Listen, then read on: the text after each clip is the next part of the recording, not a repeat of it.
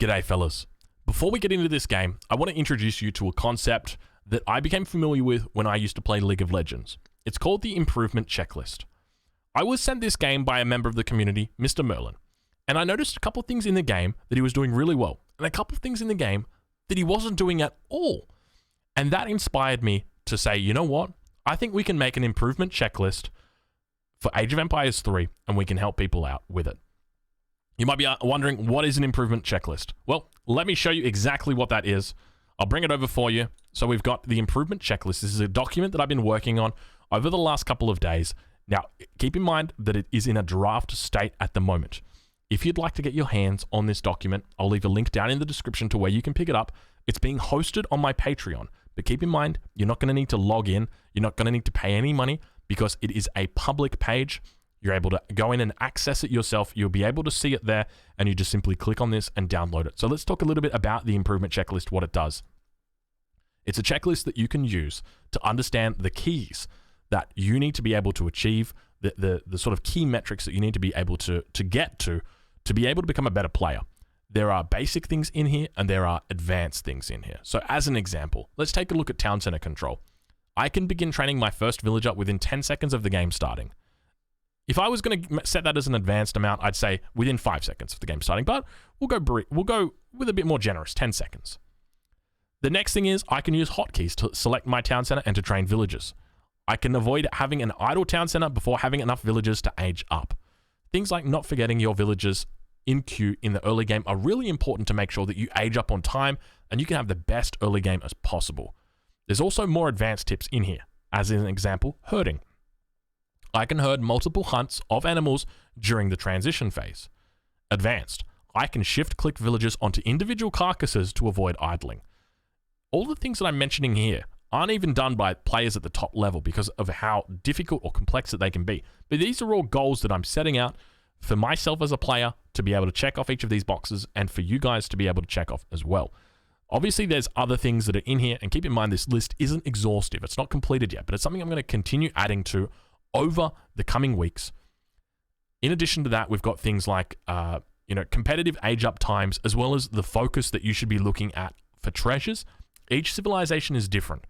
I can prioritize treasures based upon the resource values they reward. So we go and take a look at the end of the document, and we see that there are treasure prioritizations. So as an example, if you're playing the Dutch, you want to prioritize coin and food treasures, and then you want to prioritize food treasures after that.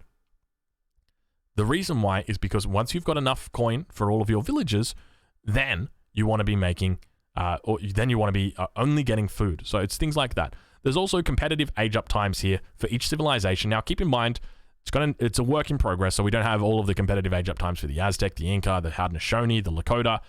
It's going to take time for us to get those down. But if you'd like to get access to this, once again, I'll leave a link down in the description over to the Patreon, and you'll be able to check that out there. Other than that, let's get into the game that inspired this checklist. It's between Mr. Merlin and Master of Dude. So both of these guys are members of my community. If you'd like to join the Discord, I'll leave a link down in the description for that. And let's get into it and take a look. So Mr. Merlin sits currently at 1200 ELO. So one of the things we already see he's doing, so he's managed to split up his villagers onto the starting resources, splitting up the villagers onto food and onto the wood crates. He's got his villager in queue straight away and dropping down a torp on his back mine.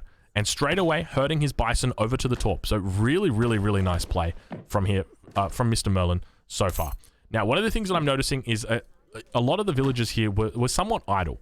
Ideally, you can just start by sending 3 villagers. When you're playing the Swedes, you can just start by sending 3 villagers to a hunt immediately and send 2 villagers to collect all of the crates. But what Mr. Merlin did here was absolutely fine. One of the things he's going to need to be careful of is this hunt in the position that it is. My fear is that when this villager tries to get over onto this hunt, it's going to end up shooting this away. And ideally, what we want to happen is every single one of these bison need to be underneath the town center. The next mistake that I see Mr. Merlin making is he doesn't pick up the treasures. So we've got a beaver whose pelts are worth 50 coin, as well as a beaver whose pelts are worth 50 coin. And he's heading over in this direction, but if I remember correctly, he doesn't actually pick up either of these treasures. These are free treasures, and part of the improvement checklist is that I will pick up treasures that are unguarded. So even if that means that you go back and you pick that up right now, it's going to mean that your opponent doesn't pick that up. So you're doing a lot of scouting, and you're also scouting a pattern that I would consider to be unusual. Or not unusual, unoptimal. This is not an optimal scouting pattern. And we'll talk more about that, but we now see where your villagers are in a bit of an awkward spot. Now, you're doing your best to herd this back, but the truth is, you never should have had this hunt out here in the first place. This hunt always should have been in this area, and it really just came down to being able to get that herding down and making sure that it is out there. Further, you're herding a hunt that is not considered your primary hunt, and you're herding it in the early game. Your villager has had to walk out from here all the way out to here, herd, shoot twice, and then walk in and begin herding. Ideally, you don't want to be herding this hunt until your transition period. So once you've started aging up, that's when you want to begin. Herding this hunt in. And so now we've got further consequences of not having that initial herd coming in. Your villagers are gathering from a bison that's sitting underneath a torp. And this torp, once this bison runs out, your torps aren't going to have any bison to collect. So it's important that you avoid collecting from this bison. So once again, realizing seeing the consequence of this. And people might look at this and say, okay, but Drongo, it's not that big. It's not a huge deal that his villagers have to walk this far. How long does it take for a town center? 1, 2, 3, 4, 5, 6, 7, 8 seconds for this villager to walk out here. Look how many seconds it takes for this villager to walk out here. All this time, the villager could be gathering. All this time, the villager could be collecting food that could be contributing towards your age up. And now we see that you're going up with 14 villagers, but you're idling. You're idling a huge amount. We're up at 3 minutes and 4 seconds. Normally at this point, I'm up with 15 villagers before this. You're up with 14 villagers, and you just managed to get up, going up with the naturalist, which is the correct choice. Let's talk a bit more about your scouting pattern as well. So you're doing the right thing, herding the bison in. Once you've begun aging up, that is the correct play. But ideally, you don't want to avoid, or you want to avoid herding your hunts in until you've started aging up. Now, when it comes to the correct scouting pattern, it's dependent on the map that you've got. On this map, you have started off doing the right thing, heading to the north of the map, and you've uncovered the beavers. But you want to avoid touching the edges of the map. So when you're walking up along the edge of the map like this, you need to be thinking about the fact that you're missing out on all of this line of sight that you could be scouting. So ideally, you want to be your scouting path. If I just pause the game, I'm gonna just open up the paint on a map like this. Your scouting path should look something like this. Let's get our big brush out. We'll make it red from here. So you go up like that, around in a circle, something like that, and then looping back around. And that way you're covering as much area as possible. That's the kind of scouting path that I'd love to see from you. We'll take a look over at Master of Doot and see what he's up to. Master of Doot uncovering a huge amount of the area or of the land, primarily because he's picked up this native scout, so doing a great job of scouting out his opponent's base. Now, one of the key measurements of scouting as a quality is scouting out what your opponent is doing. So it's very important to know what your opponent is doing. Now, you're playing against a Russian player. We can make an assumption that you're going to be up against a rush. You're going to be up against early pressure. Now, you've got no idea where that is. You don't know if it's coming in. It could be, a fast fortress, but we can pretty much assume that it's going to be it's going to be some sort of early pressure, and you do spot the blockhouse now. So a good job picking that up. When it comes to Russian players, I think at this level, you're pretty much always going to be up against a rush, but once you start reaching higher levels, there are timing pushes that you can be reaching, but you're doing a great job of herding as well. So this bison hunt is right underneath your town center. Now, this is a bit more specific to the Swedes, but you need to be expanding. You're not expanding at this point. So you need to have a villager down here on this gold mine. There, that villager. And Master of Doot actually doing a great job in keeping tabs on this gold mine with his scout. So a really, really nice thing, especially because it's the gold mine as well. So you've got silver mines up to the north of the map. And the gold mine is the main attraction. You really want to be keeping a tab on this because it's got 5,000 coin on it. So a very high priority target. Master of Doot now sending in the Cossacks. Let's see if he sends it into the front base or whether he sends it back home, sends it to the front base. So doing a great job. Very nice early pressure from Master of Doot. And we've got more torps being added up, or added in. So going to be losing this villager. One of the things you probably should have realized is that there are going to be Cossacks coming in very shortly. and to pull this villager in. So it's an okay, it's a consequence of you know, not having that experience. And now we've got Caroleans that are being made. I think you've even rotated your barracks, which is very sweet, but I don't think it's necessary that you do that, even though it does look a little bit cooler. I kind of love the aesthetic of the Swedish barracks. Doesn't it just look awesome? Little huts at the front, barn doors as well in the middle. But you're at the moment you're torping up your front coin mine, which is definitely a reasonable play. But ideally, I'd love to see you torping up over here, or to be quite honest with you, over here. This is the best spot in the game that you could be torping right now, because your opponent isn't going to be aware of this. They're not even going to be thinking about this as an option for you to torp. Look at this. Look at the control that Master of Doot has got out right now.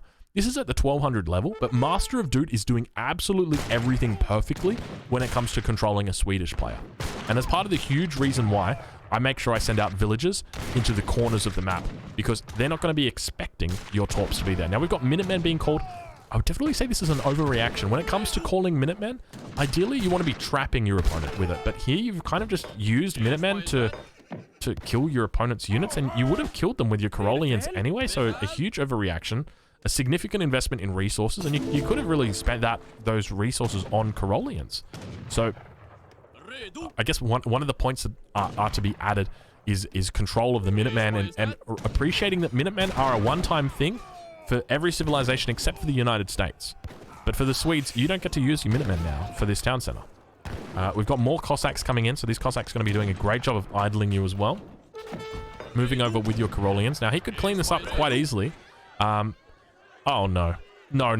Oh, Mr. Merlin. All right, so when you age up with the Naturalist, as Sweden, you want to try and keep your cows near buildings because you lose them otherwise. So Master of Doot walking away with 2 semi-fattened cows right now. Oh, that is a tough one. That's a tough one. I don't know how to sell that one as a positive. But ideally, what you want to be doing with those cows is you want to be bringing them over to your torps in the very beginning of the game, or in the transition period, immediately after you age up. You want to be putting your cows right in the corner, right here, and deleting them. And you delete them, and all 4 torps are going to be able to gather them up. They gather at half the rate of a villager. So it's equivalent to 2 villagers gathering up a cow. So that's what you want to be doing with them. You really want to keep them near buildings. Obviously, you're under pressure. We make mistakes when we're under pressure. It's a natural thing. But this is a pretty big swing. This is a 500 food. Well, actually, it's 1,000 food swing, because you've got 2 cows that are 250, and they're going from your bank or your possession over to your opponent. So it's 1,000 resource swing right there. You got to be careful. You got to be careful. Blueberries now coming in. You're sitting at 70 torp pop. Ideally, at this point, when blueberries is coming in, you should be sitting on 170 torp pop. So you got to be careful, but yeah, your opponent doing a really great job. Master of Doot doing a really good job in just controlling this. So already from the early game, you can sort of see the amount of mistakes that we've been able to pick up, and the amount of things that we've been able to identify. I don't think there's any much point in me continuing on watching the rest of the game, because to me, it doesn't really matter how it finishes. It doesn't matter, you know, what the outcome is, because we've got so much that we can work on in the early game already. So I want you to focus on the things that I pointed out. Once again, if you'd like to get access to the improvement checklist, I'll leave a link down in the description, as well as in the pinned comment on YouTube, so you can access it there for free on the Patreon. It's a public post, and I hope that you've enjoyed this video, and thank you very much for watching.